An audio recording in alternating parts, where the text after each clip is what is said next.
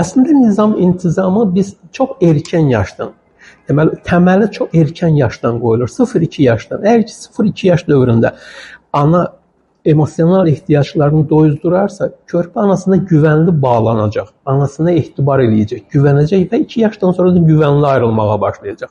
Və 2 yaşdan sonra onsuz da körpə övladımızın öz məni oyanmağa başlayır. Bu müstəqilləşmək istəyir. Əgər güvənli bağlanma varsa, bu da çox güvənlə müstəqilləşməyə başlayacaq.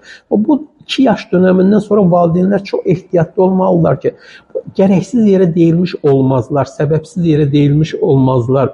Qalxma, atılma, düşmə, sən bacarmazsan, eləyə bilməzsən, əlini vurma. Bu övladı mütləq mənada inatlaşdırır.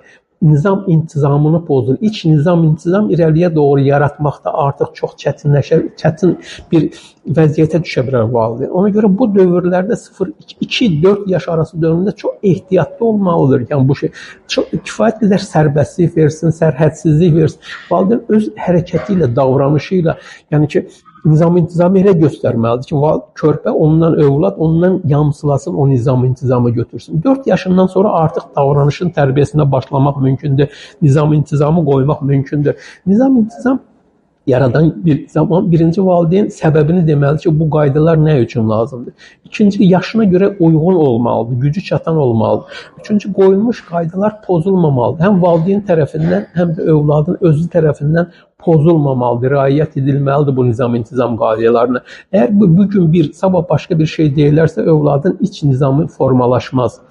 Yəni, nizam-intizamla bağlı daha geniş məlumatı valideynlərin ən sevimli dostu kitabından əldə edə bilərsiniz.